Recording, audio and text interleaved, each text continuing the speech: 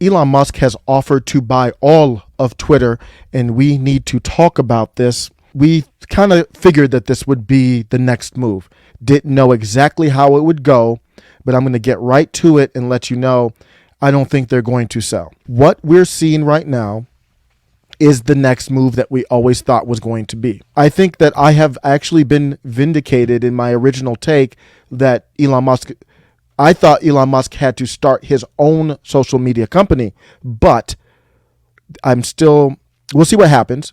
I'm still appreciative for the move that Elon's making because he's going to expose he is helping to open everybody's eyes to what is happening in our country. This is Elon Musk. This story is Elon Musk versus BlackRock, Elon Musk versus ESG. That's what this is about. Period. That's the number one thing it's about. And Elon's doing that for his own best interest. Let me make that clear. It's about going against BlackRock to protect his companies, and then after that, free speech. In that order. He has to go against BlackRock, ESG to protect all of his companies from SpaceX to Tesla to Starlink, all of them. And I'm going to talk about that. And then he is a free speech advocate. I do believe that, but that is the secondary concern. What we're seeing is an intersectionality within Elon. I am a free speech guy and I have to protect these companies. That's why Elon Musk is a cheap guy. You can say whatever, he's worth 270 billion or whatever. It changes all the time because most of it is in the stock. If the stock goes up, he's worth more. If it goes down, he's worth less. But he's very cheap. He's not buying Twitter just on a whim as a joke and all that. So I hope I can bring that perspective to people who don't understand all of that. This is via the New York Times, just to get the headline out of there. As you might know already, Elon Musk offers to buy Twitter. His takeover bid and this is somewhat of an inside joke with Elon Musk. Everything he does recently has to do with these numbers. 69, just as a childish prank, because 69. He's a brilliant guy, and I think there's always positives and negatives to come with being that smart, and he's a jokester, and I think that's a way for him to cope with his high intelligence and his incredible drive and a rage inside of him. And so he's joking. The 420, he always uses these number 420 because of, marijuana, whatever. I'm not really in that culture. My college friends all smoked. I never even puffed before, but so he does these numbers. When you see Elon Musk and you see the numbers 69 and 420, that's not an accident. He chose that price number as a homage to people who follow him. His takeover bid at $54.20 a share. And it's weird how a lot of these articles don't mention that. I don't understand. I know it's not that important, but I think it's worth mentioning that it's not an accident that he chose $54.20. His takeover bid at $54.20 a share comes just weeks after he became the company's largest shareholder. And I'm going to go through a lot of this, but let me start with first, and thank you everybody as you're coming in. I'm going to try and get my thoughts out here. Let me start with the actual filing. This 13D is what it's called. So this is a public filing. Everybody can see it. Elon Musk actually tweeted it. So let me see if I can make this larger so everybody can see. From this public filing, this is a Form 13D. You have to file with the SEC. And I'm not an expert on when you have to do this and all that. It's not really relevant too much to what I'm going over. I did read through the whole thing, though, and we did find out something here. I think this is new. I realized that. So when we found out the news in March that he had crossed the reason why I said he had crossed the 9.2% threshold is because we didn't know if he bought them all on that one day or, the day before or whatever. So now we know this is a premium, and I'm going to talk about that over the closing price of common stock on January 28th. So why did Elon Musk bring that up? Elon Musk offered that $54.20 a share and buying all the outstanding shares, so it's just going to be mine. Now, that he could have super friends in the background. What he's going to say is, I'm going to buy this company at these shares. We don't know where the money is going to come from yet. He could easily borrow off of his Tesla stock. I mean, that he could just borrow the money and easily borrow the money and buy all of it. He's worth, I think, about $270 billion now. Or he could sell the Tesla stock and buy it straight up. And what my thought is he doesn't do anything alone. One of Elon Musk's strongest attributes is the ability to bring people together to form a super team.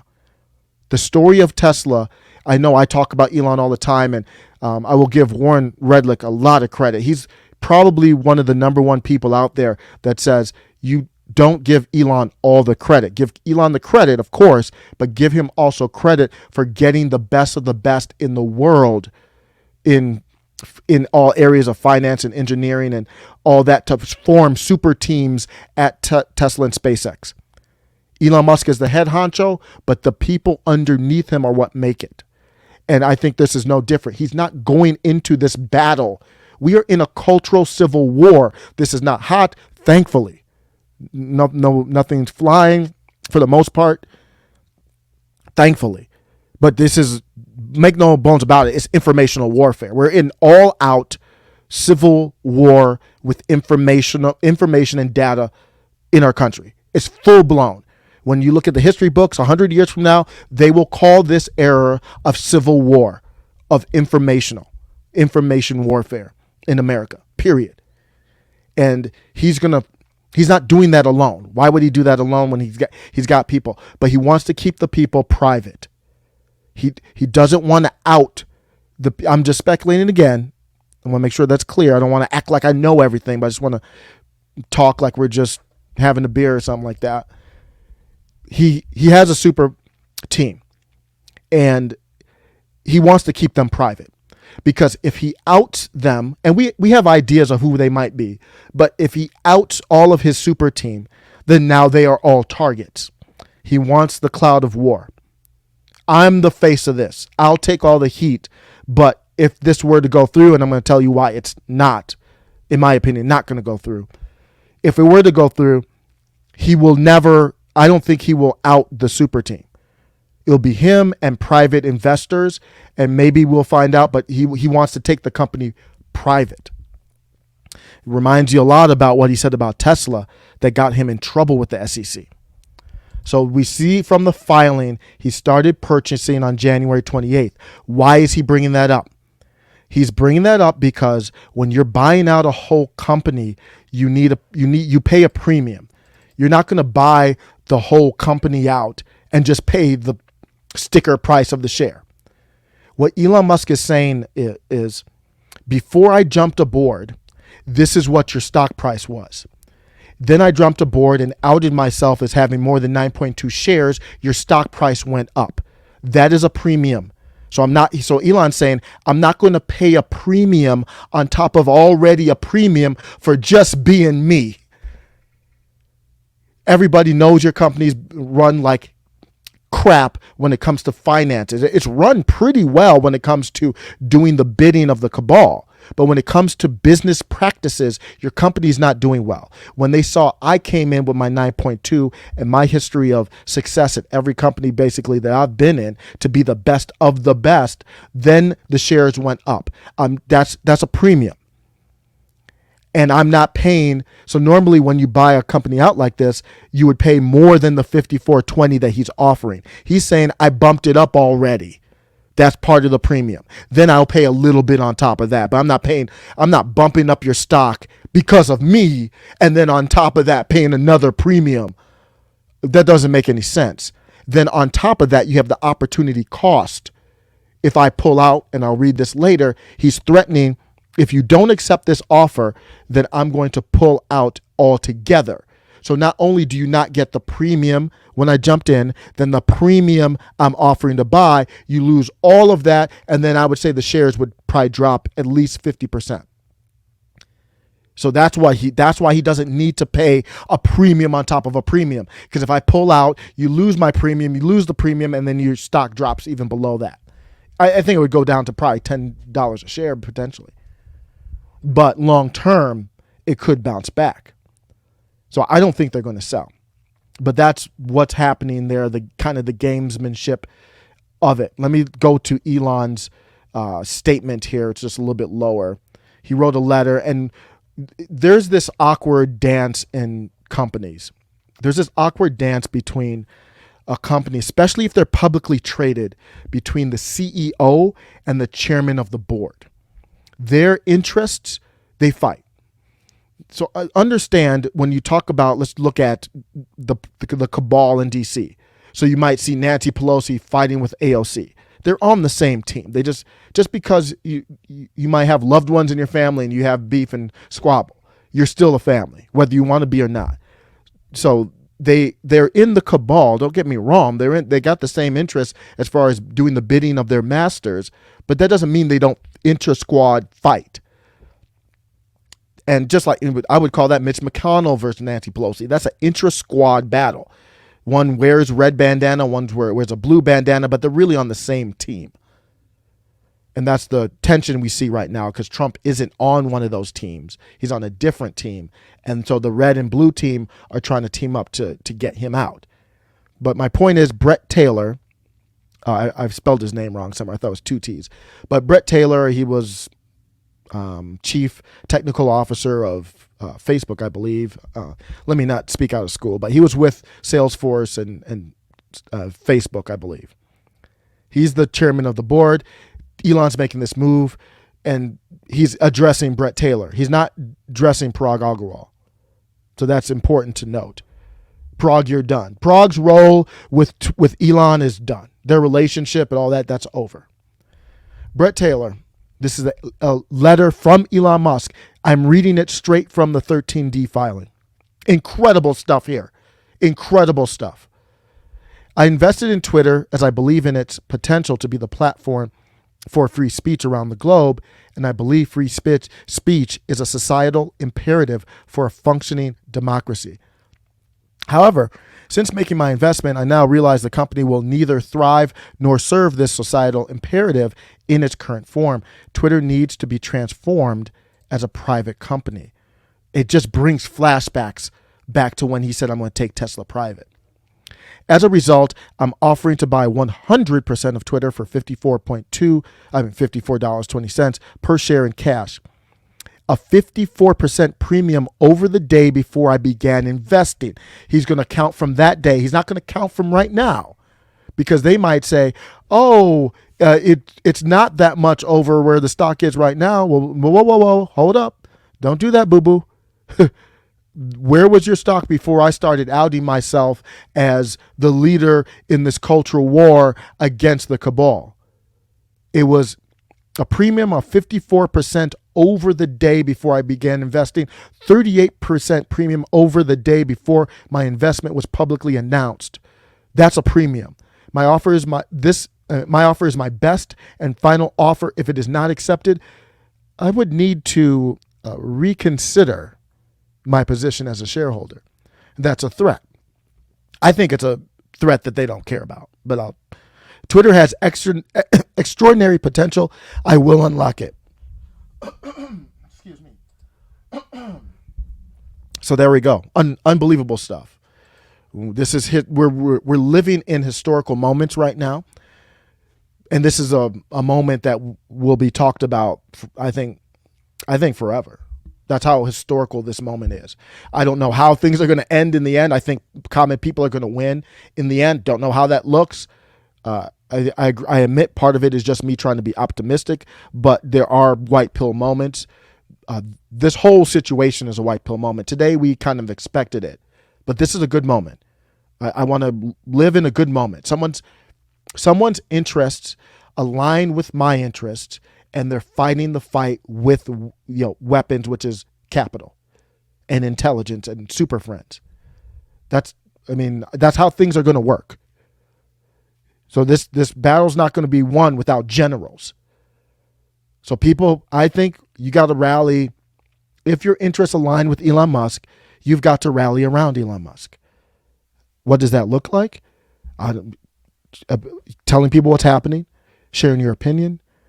Of course, never forcing anyone to believe anything, but for people who are just normies and they've been smearing Elon Musk because they knew this was coming. And now I'm going to get to why they're not going to accept the offer, in my opinion. They saw this coming, and they're playing a game of media warfare. They're not going to accept the offer. And I'll put myself out there, and I will, if I have to eat this crow, it would be like the happiest crow to ever eat. I would ever eat if I have to eat this pie. And I'm wrong, but and if you follow me, I don't definitively say things very often like this. Like I'm 99% sure. So I wouldn't say 99. I would say I'm 90% sure. Maybe I would say 95. I'm very sure they're not going to accept this offer. They would rather, the purpose of Twitter is not to maximize its profits. What we're dealing with are rich people. They can absorb losses. It would hurt. They're upset about it, but this is not something that they can't absorb. And they will be happy to absorb, because Twitter, the purpose of Twitter is very clear. The purpose of Twitter is to play a role in disseminating information that the government wants to control. If Elon Musk buys Twitter and goes private, the government loses control. So no one is going to allow that to happen. That is Twitter's number one imperative. Their number one imperative is not to make money. So why the hell would they care if Elon Musk is offering? Elon Musk could offer them $1 trillion. Elon Musk could offer them $1 trillion, and he doesn't have enough to do that. But he could. Actually, in a way, he might. Because let me digress for a second. A lot of people don't take into account his net worth. He's got these private companies, Neuralink and Boring Company and Starlink. He has so many. I always forget one. SpaceX. None of them are public. If any of those companies went public right now, he would be probably, I don't know, I'm just guessing where he'd be, but he'd be close to he'd probably be over $500 billion. Easy. So he's almost worth $1 trillion now, in my opinion. But so he maybe could kind of finagle that. He would be giving up everything, so he wouldn't do that. But I digress. If he offered $1 trillion for it right now, they wouldn't take it. There's not enough money that would be worth it for them to sacrifice the importance of Twitter. So don't think that this is a possibility. If it happens, great. But there's no reason for it to happen. There's absolutely no reason for them to sell it. It's not happening. Let me read this part here. As I indicated this weekend, I believe that the company should be private to go through the changes that need to be made. After the past several days of thinking this over, I have decided I want to acquire the company and take it private. I am going to send you an offer letter tonight. It will be public in the morning. Are you available to chat? Best and final. I am not playing a back and forth game. I have moved straight to the end. It's a high price and your shareholders will love it. If the deal doesn't work, given that I don't have confidence in management, nor do I believe I can drive the necessary change in the public market, I would need to reconsider my position as shareholder. This is not a threat. It's simply not a good investment without the changes that need to be made. And those changes won't happen without taking the company private. My advisors and my team are available after you get the letter to answer any questions. There will be more detail in our public filings after you receive the letter. And review the public filings. Your team can call my family office with any questions. It absolutely is a threat, but sometimes you have to say it's not a threat when it really is a threat. Greg Abbott is absolutely blackmailing at the border, trying to delay, goods coming in from Mexico by doing extra searches, but you can't call it blackmailing. It is a threat. His threat is, I'm going to sell my shares in your company. The stock is going to crash from before where it was when I even came in. So yes, it is a threat. When he talked about the company should go private, this is the reason why he's talking about that is because of BlackRock. because of these big asset management companies. He can't operate Twitter publicly. They would openly attack Twitter. When you take the company private, like Daily Wire, that's why Daily Wire is able to make these moves. They've got investors behind the scenes, and they don't have to deal with BlackRock. On Tim Pool, Jeremy Boring was on with him, and Tim Pool asked him about ESG. And Jeremy Boring's answer was, we're private, so we don't have to worry about that as much. That's what Elon's saying. I want to take this company private. We'll do what we need to do internally to get this right. For example, they've got way too many employees. It's just a bloat company at this point. You don't need that many employees to run Twitter, believe it or not. You really don't need, they got 5,500, about 6,000 employees. That's craziness. So he's going to make changes behind the scenes to make the company more profitable, more efficient, completely change the terms and agreement, all that. Of course, fire the CEO, and all the whole thing would be revamped, and he can do that behind the scenes without having to deal with this board and their interests and everyone, the BlackRock, and then all the media attacking him for no reason. So they're not going to sell. There's not a price that they would sell for. What they're doing right now is thinking about, how do we win this game in the media? Public relations. We're not going to sell. How do we not sell? And then they will probably come out and say, look at us. We're the heroes. We saved Twitter from Elon Musk.